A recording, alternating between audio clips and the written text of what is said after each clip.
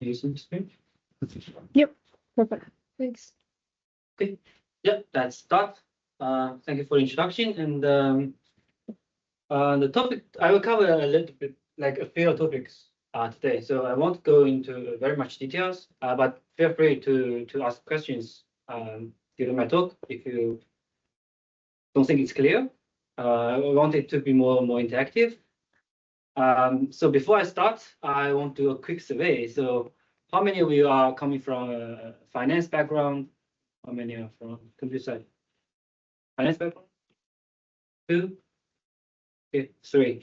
So if you're coming from a finance background, you might notice that I put the alpha, right? Alpha here in my slides. So what does alpha represent in finance? Can anybody give me an answer? I want to try.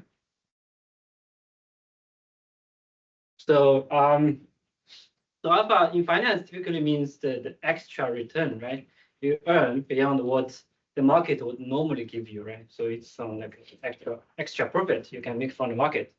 So yeah, I mean, in my talk today, I will cover a little bit how the alpha looks like in the blockchain world. So hopefully, you can learn some useful skills that help you to earn some pocket money. Okay. So before I start, let's do a quick recap. What is a blockchain and what the DeFi is? Okay, so very high level, you can view a blockchain as a world computer, right? It's a permissionless open computer that anyone in the world can have access to, right? So you can just use this computer, you can deploy a program, you can just execute the program that are deployed by the others, right? So it is a computer. So the computer is built on top of a peer-to-peer network, right? So the network is open, it's permissionless, it's peer-to-peer. That basically means anyone in the world can join and leave the network without any permission. Okay, so among the peer-to-peer network, there is a group of entities called miners or validators, right? So they are responsible for maintaining the computer, maintaining that network to make sure that everyone in the world have a common agreement on the content in this computer. And these miners and validators together, they maintain a special data structure like called a blockchain, right? So a blockchain is a chain of blocks which can be used to record different content, right? For instance, it can be simple transfers, right? So that's pretty much how Bitcoin works, right? So the miners record all the transfers happen between different participants in this network, and in this way we have the open ledger. All right. So some blockchains kind of extend the functionality of Bitcoin, right, by supporting the so-called smart contract. Anyone knows what is a smart contract? So smart contract, like simply speaking, it's a program running on top of blockchains, right? So we have discussed it. A blockchain, you can view it as a computer, then smart contracts are the program that's running in this computer. So with this, smart contracts or programs, the community has built a lot of interesting applications, right? For instance, nowadays you can trade the digital arts on chain, right? So these arts are also known as non-fungible tokens or NFTs, right? We also have the so-called decentralized governance, where you can just voting on chain to decide some community stuff. And you also have like decentralized identity, right?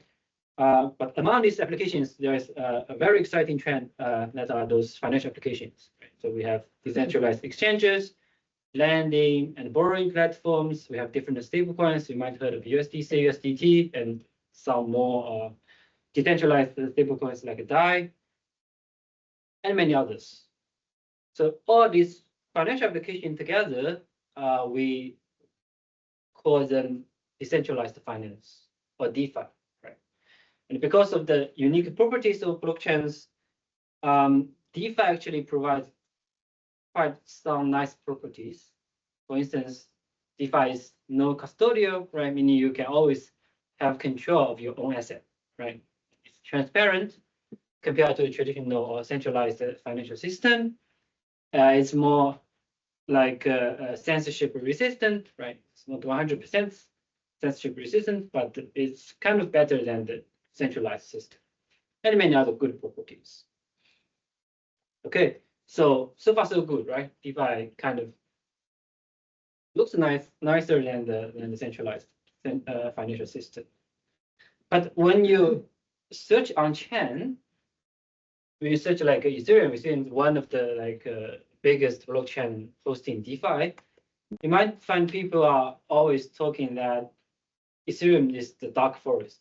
So they describe Ethereum as a dangerous place that you might easily lose some money. But why is the case? To understand this, let's look at a very classic and simple example called the sandwich attack.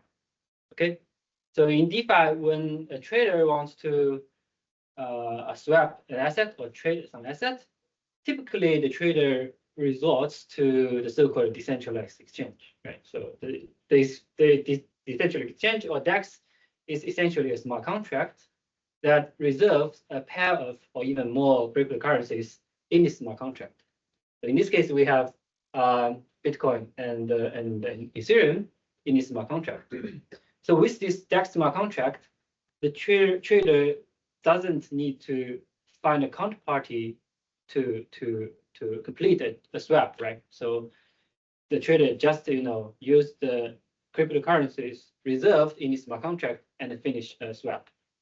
So more concretely, the trader, for instance, let's assume the trader wants to buy 100 Ether of Bitcoin, right? So the trader can just send 100 Ether to this smart contract. That the price between Ether and Bitcoin is 1, then the smart contract can just send 100 Bitcoin back, right? So to just have this one price of 1, and then the swap can be finished, right? So it's super simple. You don't need to find another trader to provide the Bitcoin, because the smart contract can just do it for you. And it's also important to note that the trade can be finished in one blockchain transaction, right? So essentially means the trader sends one transaction to the smart contract, and the swap can be finished if nothing goes wrong. Okay, so far so good, right? As you may know, the smart contract is open source, right? At least the bytecode is open source. And many application developers, they publish their source code on chain, not on chain, on some website like Etherscan. So you can easily check whether the smart contract or DEX is a legitimate one, or it's a scammy smart contract. So what could go wrong? Anybody can have a guess?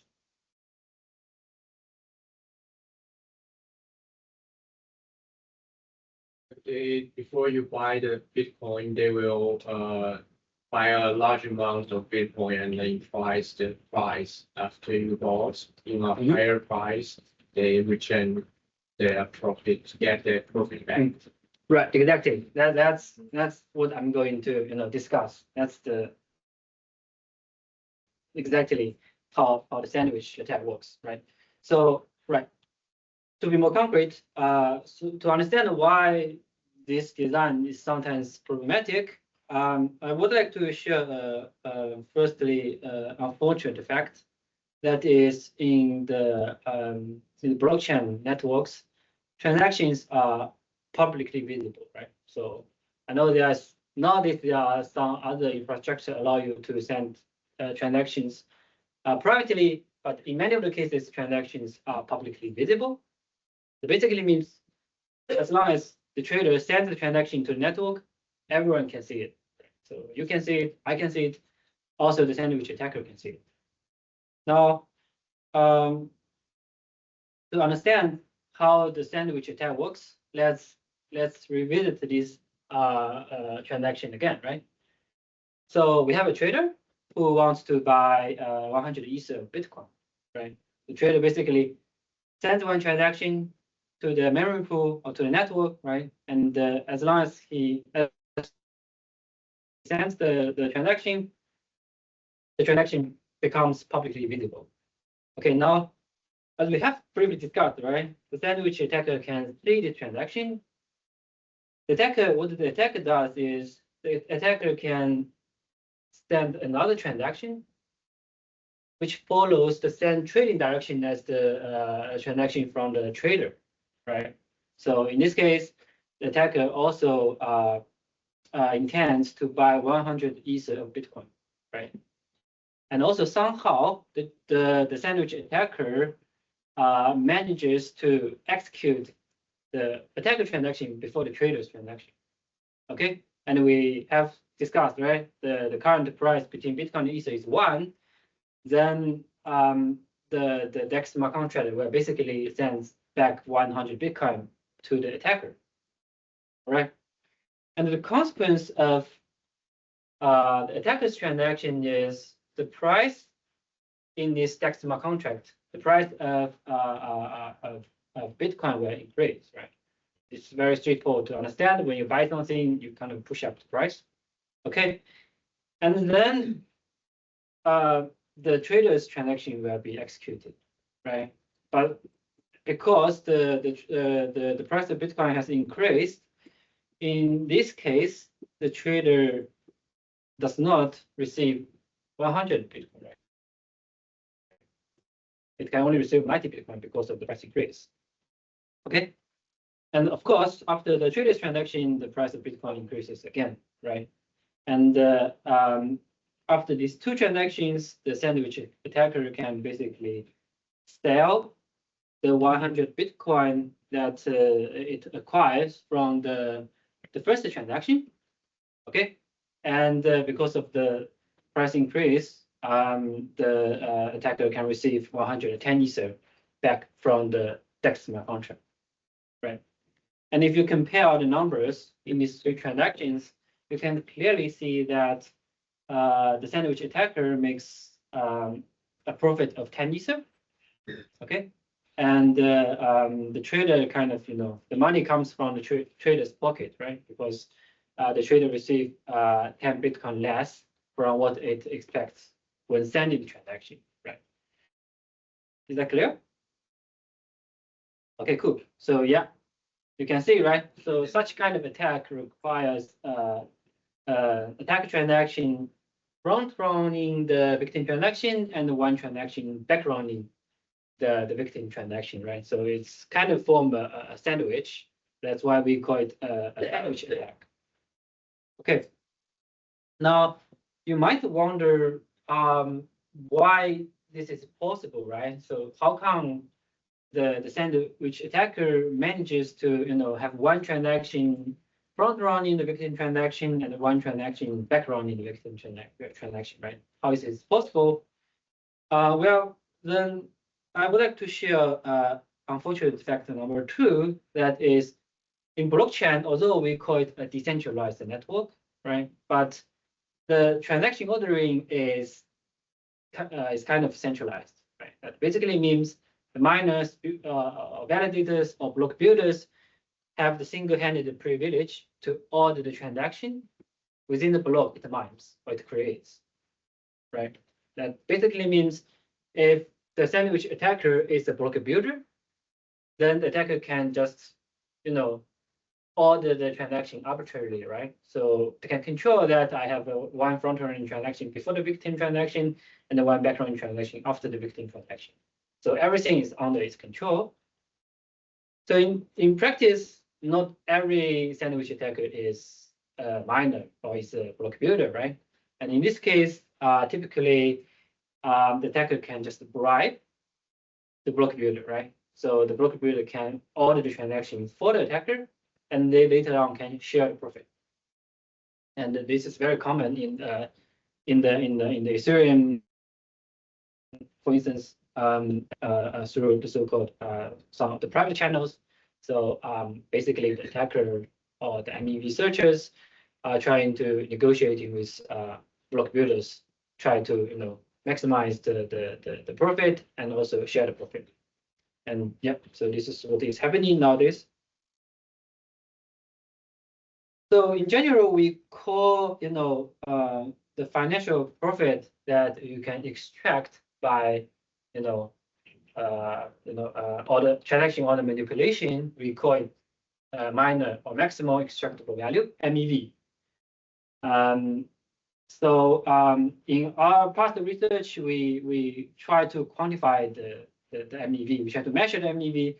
We identify like 3 major MEV sources, right? That are arbitrage, liquidation, and sandwich attack.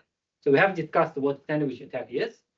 I'm pretty sure those from like finance background know what is arbitrage, right? So simply speaking, that's the process you can buy low and sell high, leveraging the price differences across different financial markets. And liquidation is some mechanism that is used in lending and borrowing platform to mitigate the risk of borrower's default. So yeah, that's the 3 major MEV sources that you can make from blockchains. And our measurement is done on the Ethereum blockchain. And we cover more than 10,000 addresses, nearly 50,000 cryptocurrencies, and more than 60,000 on-chain markets, right? So we find that from December 2018 to August 2021, over these 32 months, the total MEV amounts to about $540 million US. Okay, so this is not some small revenue we are discussing, right? This is quite some money that in the market that you can literally extract, right?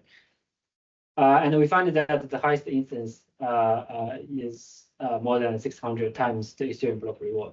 So you can make quite some money within just a single transaction. So the number I present here, I just want to give you a sense how big the MEV market is. The data is quite outdated. So nowadays, the market has changed a lot. The overall infrastructure of MEV has changed a lot. So if you are interested in like how the MEV looks like nowadays, I would recommend you just look up this website called Eigenfile, where you can just say the state of the art, right? So in the website, you can literally see like the MEV transaction that happens like 5 seconds ago. So yeah, feel free to check it out if you're interested. Any questions? The question is like, why is an arbitrage and liquidation considered an MEV attack or like considered negatively? Because arbitrage happens in like traditional finance and it's like legal and allowed. There's no problem with doing arbitrage if you see an opportunity. Right. So I just these are 3 major MEV sources. I'm not saying like arbitrage and liquidation are malicious. They are very legitimate financial mechanisms, help to make the market more efficient. The reason why some people consider MEV is kind of negative is because MEV in some sense endangers the consensus security. I want to cover it today, but it's kind of because you have such big financial opportunity there, it might lead to the consequence that validators may compete with each other by deliberately forking the blockchain. And this will make the consensus layer unstable. That's why this has some like a negative impact on the blockchain security. But in general, arbitrage is not malicious, it's very natural, right? So it's just a very normal financial activities that people can participate in. Yep. I hope that answers. Any other questions?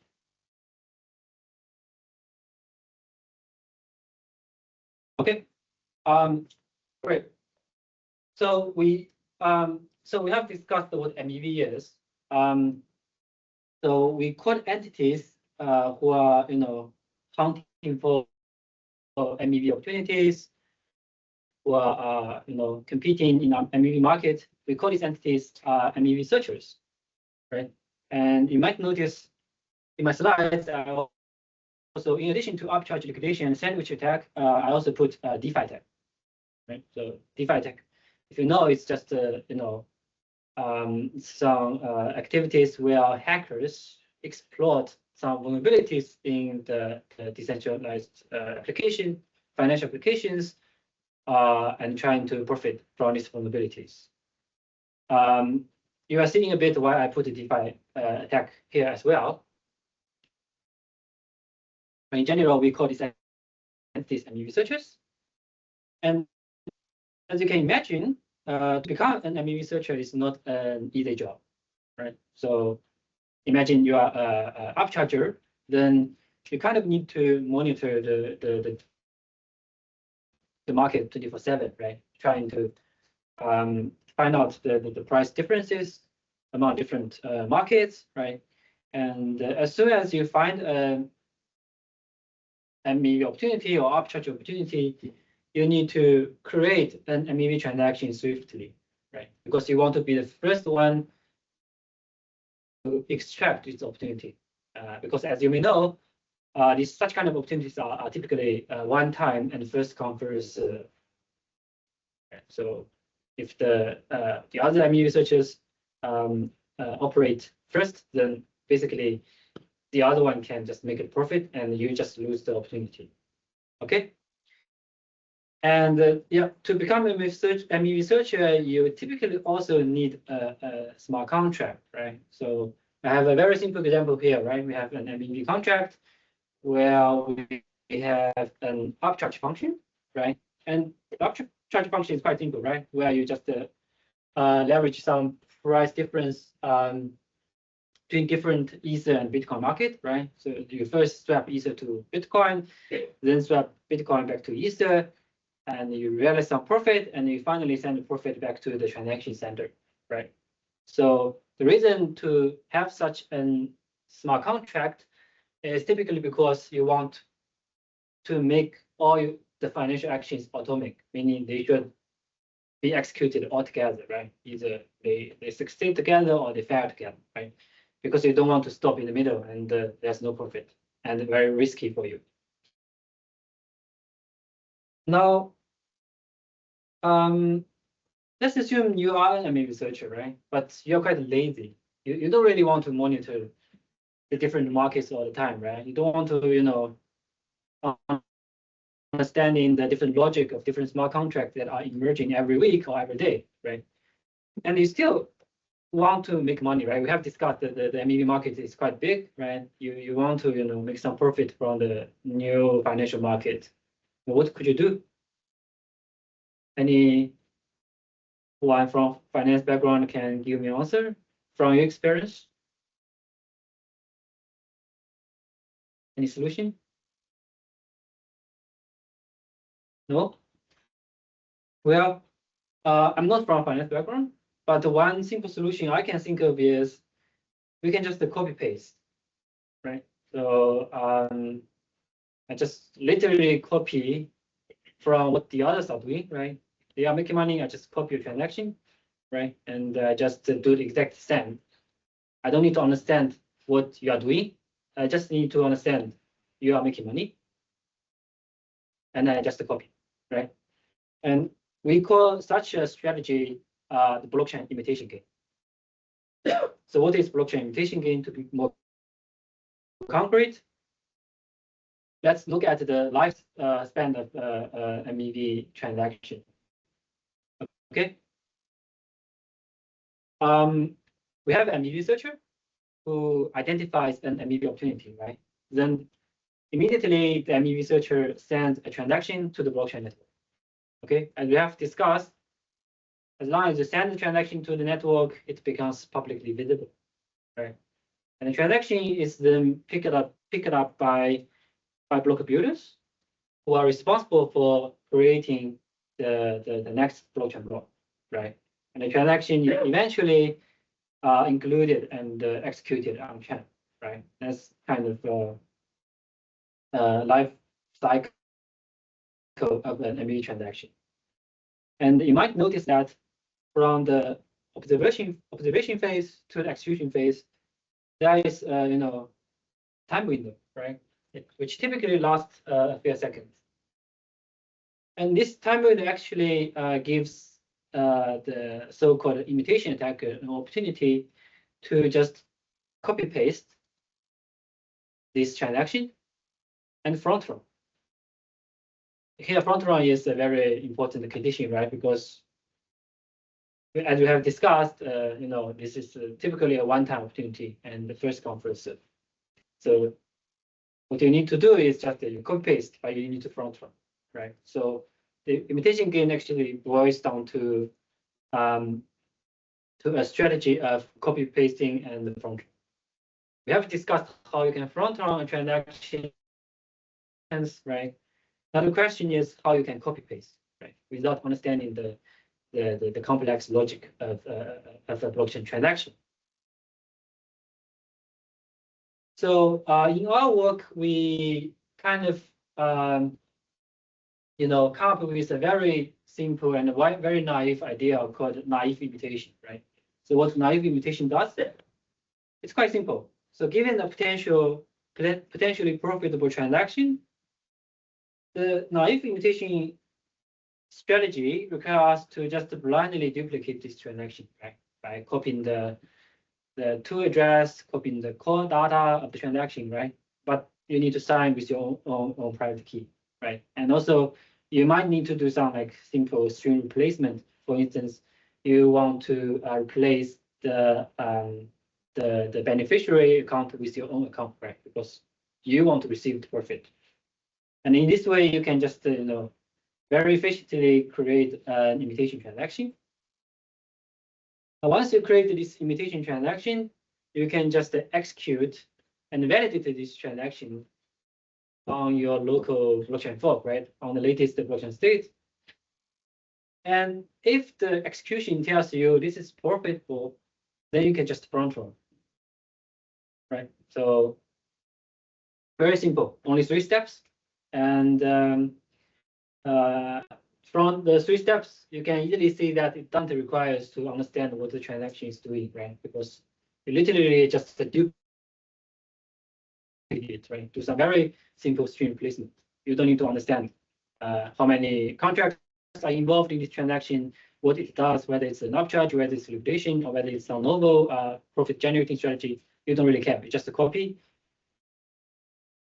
validate, and if it's profitable, you just front run. So to understand why such a simple strategy works, let's look at our previous example again, right? So we have an MEV smart contract, we have an upcharge function. In this upcharge function, we have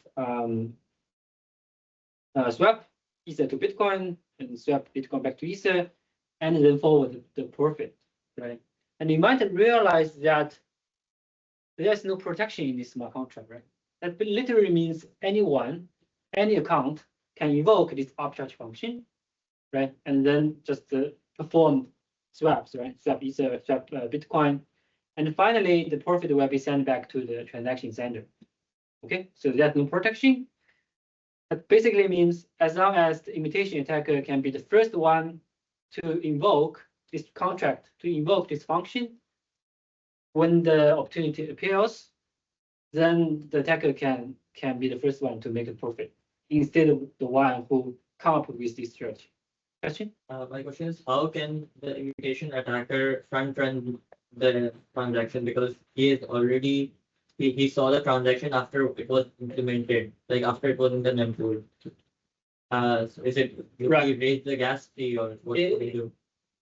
That's one way to raise the gas fee, but nowadays you just collaborate with block builders, right? It's just standard how you front run for the regular MEV opportunities, right? You can, for instance, bribe block builders, right? Saying like, I give the 90% of the profit to you if you help me to position my transaction on top of the block before the original transaction, right? That's one way. So in older days, you can increase your gas price when we don't have these like private channels to the block builders. But nowadays, it's more common to just use flashbots, if you know, to talk privately with the block builders and try to arrange the transaction order. Any other questions?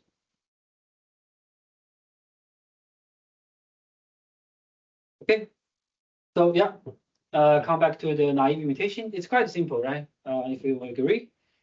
but it turns out to be quite effective. So we evaluated this strategy on Ethereum. We find that from December 2018 to August 2021, such a simple strategy can potentially generate a profit of $35 million.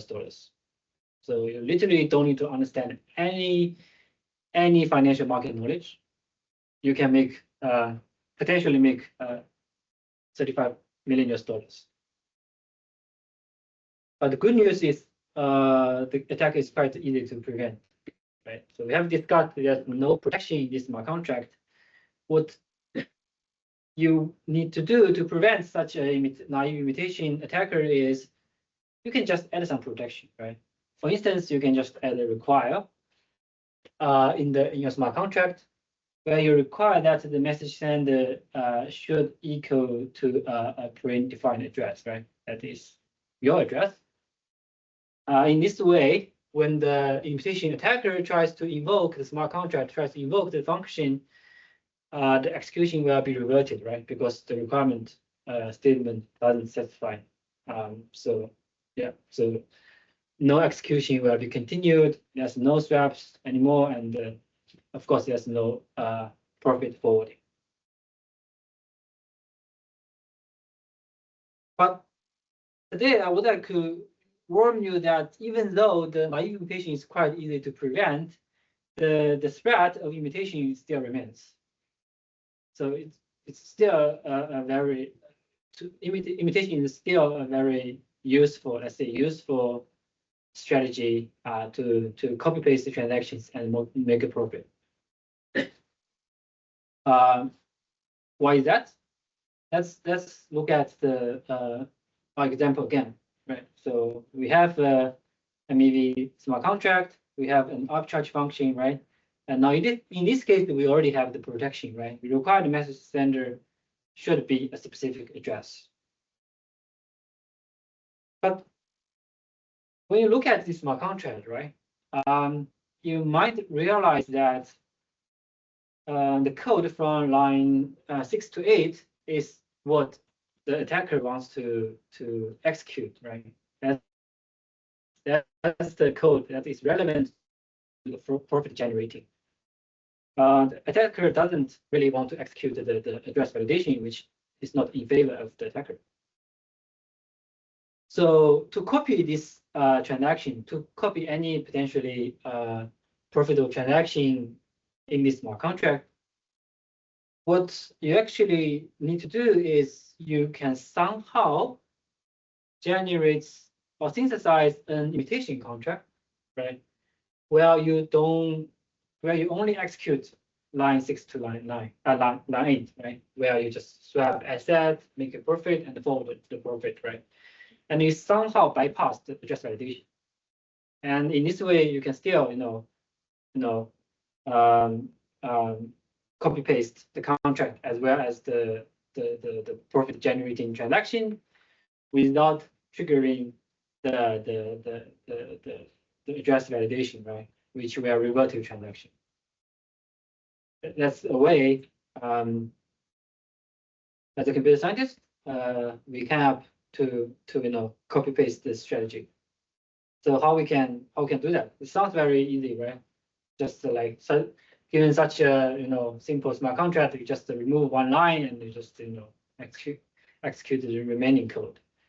But in practice, it's not that easy.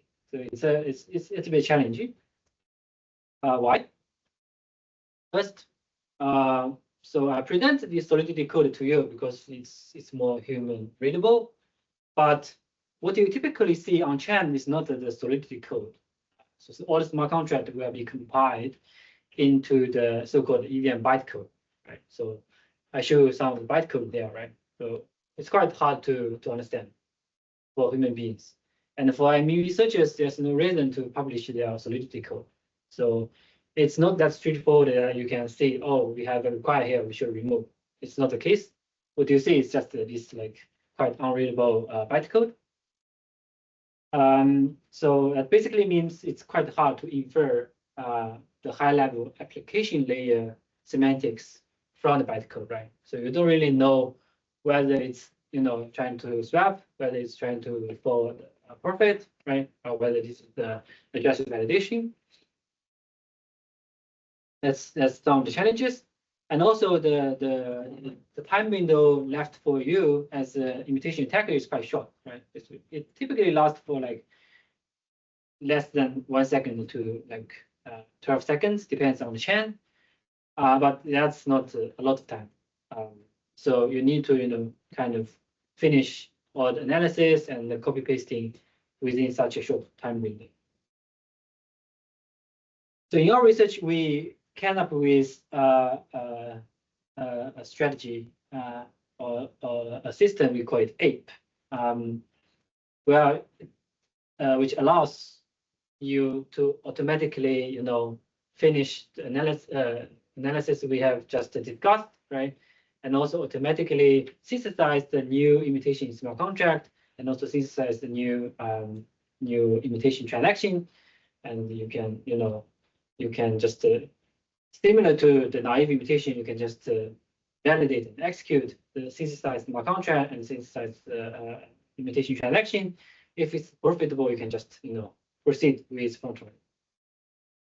So there are in total 6 steps, right? So the first step is we build I won't want to go into much details today, but roughly, right? So in the first step, we build the dynamic control flow graph, right? So for those who are not familiar with this concept, it is a graphic representation of transaction and smart contract execution. Okay. So yeah, then in step 2, we try to analyze whether the transaction is profitable or not. Right? If it's not profitable, we just stop. Right? There's no meaning for us to continue to copy paste the transaction. And in third step, we perform the so-called dynamic event analysis, which allows us to automatically identify the imitation protection mechanism without understanding the high-level semantics. Okay. We also did quite some like virtual machine instrumentation to ensure that the overall complexity is 1, no matter how many protections the victim inserted into its smart contract.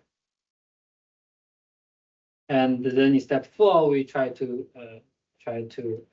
identify where we should patch the code, right? In step 5, we synthesize the smart contract, and in step 6, we can validate whether it's profitable or not.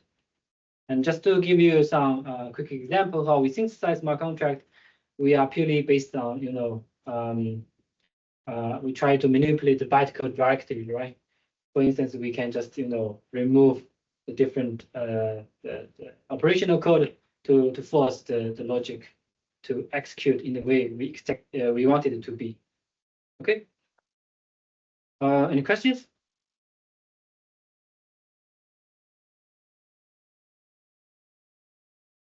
Okay, so we evaluate APE on both Ethereum and the BSC, right? So over this 1-year time frame, from August 2021 to July 2022. It turns out to be quite works quite well. So on Ethereum, it could have generated more than $148 million, which is much more than the naive imitation strategy we discussed earlier. And on BSC, it could have generated more than $42 million.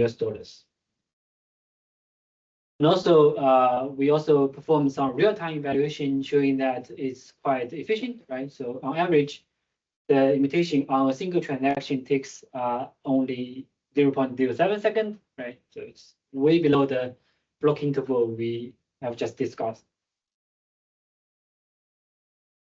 Okay, any questions? Now, if you look at the profit diagrams, right? If you just follow the lines, you might notice some, jumps, right? So for instance, in December, on Ethereum in December 2021, or on BSC in April 2022, right? There's a sudden jumps in the cumulative profit diagram, right? So anyone want to guess what happened? Why we have such suddenly huge jumps?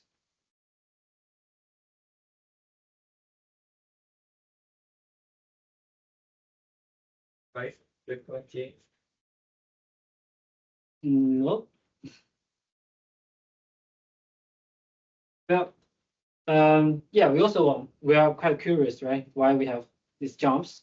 So we did some, manual investigation to check out where the profit come from, right?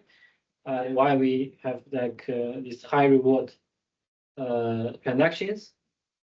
And it turns out many of these transactions are the so-called DeFi attacks, right? We have discussed there are hackers who exploited the vulnerabilities and bugs in smart contracts, right? And make a huge profit out of it, right? And we find that the profit actually comes from these attacks. And this finding actually pivots to interesting proposition, right? So whether we can use imitation or use ape as an intrusion prevention system, right? So to understand this, let's look at the life cycle of an attack transaction. So very similar to an MEV transaction, right? The attacker finds a vulnerability, finds a bug, right? The attacker issues an attack transaction. The attack transaction is then sent to the peer-to-peer network, right? And eventually, the attack transaction is included on chain. Okay, but in this case, we can have a defender, right, who is actively listening to this peer-to-peer network, right? So as long as the defender identifies attack transaction, the defender can generate a counter-attack imitation transaction using, for instance, ape, right? And with this counter-attack transaction, the defender can front-run the attack transaction, right? And if the defender manages to front-run, then likely the attack transaction will be invalidated, right? Because typically an attack opportunity similar to an MEV opportunity is first come, first serve, and one time, right? So in this way, the attacker or the defender steals the attack profit into its own pocket, right? And later on, the defender can just return the money to the victims who suffered from the counter-attack transaction, acting as a white hat attacker, right? So this is very common in the information security community, right? To be a white hat attacker, perform some attack, but you later on try to return the money back to the victim. And in our measurement or in our study, we find that from this 1 year time frame, it could have prevented more than 29 attacks on Ethereum, right? So the total preventable loss amounts to more than $73 million from these attacks. And on BSC, the preventable attacks reaches 40, and the corresponding loss is more than $22 million. That basically means we can effectively use it as an intrusion prevention system in DeFi. Questions? The question is, like in a sandwich attack, for example, if the imitation attacker front runs the attack, for example, it was a 100 Bitcoin transaction or 100 Ethereum transaction, and he front runs it by 100 Ethereum, but the other original attacker also front runs the attack. So like there will be two front runners. So how will it impact the profit? Right. So the attacker I discussed here are a bit different from the sandwich attack. So the attack is typically a one transaction attack, where you just explore some vulnerabilities. So sandwich attack doesn't explore any vulnerability, right? It's a very legitimate swap logic, but you just rely on the order. But here the DeFi attacks typically is a one transaction scope, and there are some kind of bug or vulnerabilities is involved. So that's kind of two different scenarios.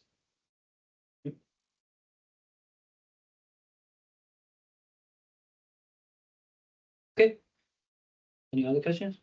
You mentioned that they can add a while sentencing the solidity code to prevent that, but if that works, why there's still like so much loss in the blockchain transactions? The required statement can only be used to prevent naive imitation strategy. And also this loss kind of come from the DeFi text. They are typically quite complicated reasons of these vulnerabilities. So it's not like cannot be easily prevented by just adding requirement statement in the smart contracts.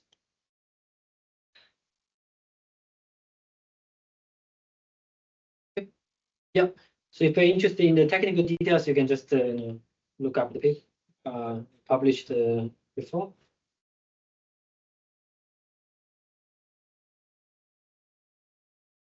Okay.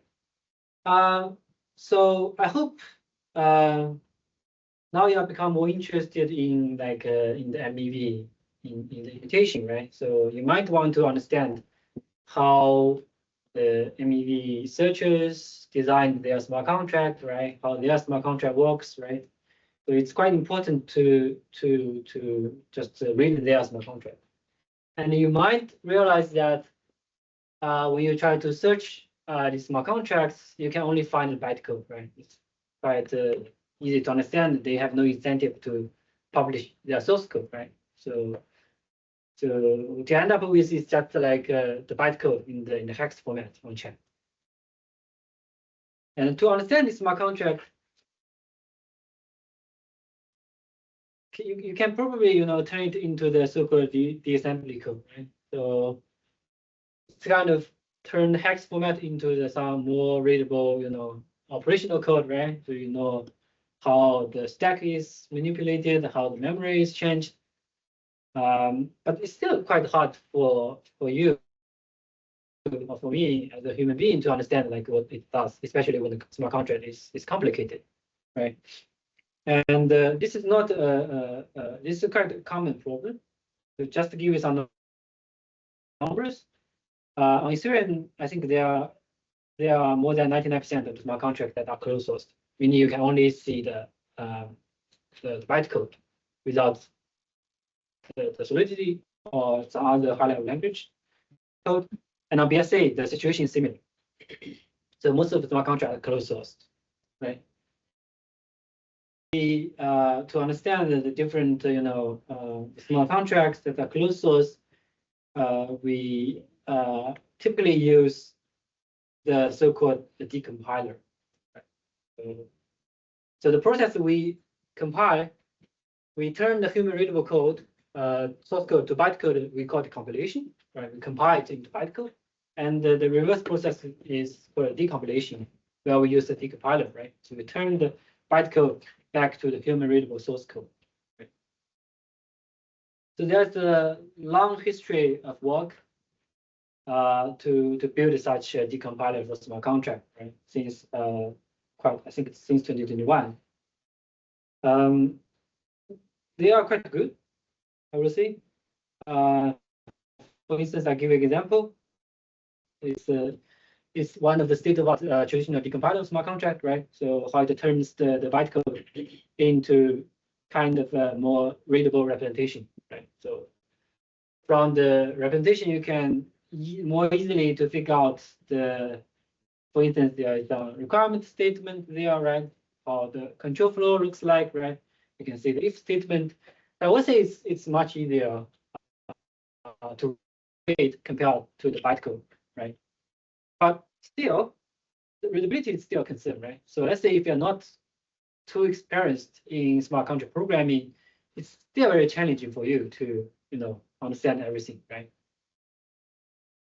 So what can we do? Well, with the recent advancements of language models, right? We are thinking like, why not we just use the language models? If you think about the process of the decompilation, right? You are essentially translate from the bytecode to the human readable source code, right? And we know that language models are quite good at translation tasks, right? So why not we can just use the language model based decompilers trying to see if we can improve the decompilation process, right? And to that end, we build this pipeline, right? So we still leverage the traditional decompiler, right? We use the static analysis and control flow analysis. We try to build, turn the EVM bytecode into the so-called three adjust code, right? So kind of trying to use the traditional methodologies to recover a bit of the control flow information from the bytecode, right? And then we used a language model to translate the three adjust code to more human readable solidity. So the whole purpose is to make the the output of the decompiler more readable, right? And the language model we use is based on the Llama 3.2. It's quite old. We have new versions, but yeah. So back to the first version, we use Llama 3.2. It's a 3B model. It's kind of small model compared to the other closed source models. And we use more than 200,000 pair of three adjust code and solidity functions to fine tune this model. So I mean, due to the time limit, I just I omit all the technical details. If you're interested, just check out the paper. So last step, I can show you how it looks like, right? So we have a product called EVM compiler. If you're interested, you can just try it out. But this is the side-to-side comparison between the traditional decompiler, smart contract decompiler, and the language model decompiler, right? And you can see the output from the language model decompiler is much more readable, right? It's more closer to the solidity source code, right? And yeah, we hope this can help security researchers and students to better understand different closed source smart contracts. Okay, and there's a QR code you can scan to visit the website. And with that, I'm going to wrap up. Thank you for your attention.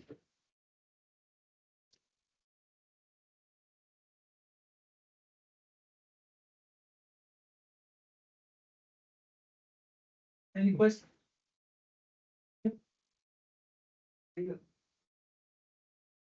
Yeah, the question is like if you converting the bytecode to the actual solidity code using LLMs, or if it would require a lot of time, and for specific or a mutation attack would not be like it would be very time consuming. Right, yeah. So we are not trying to have the decompilation process into the imitation, because imitation doesn't require to decompile smart contract. The decompilation is more for security auditing, for instance, when the source code is not available, and you're trying to, as a human, to understand the logic, right? But the imitation process is automatic, right? So you don't really need the decompilation. You do need to recover it to the source code, right? Everything stays within bytecode. Even when you synthesize smart contract, you synthesize bytecode directly. You change what you want to change in the smart contract only in bytecode. Yes.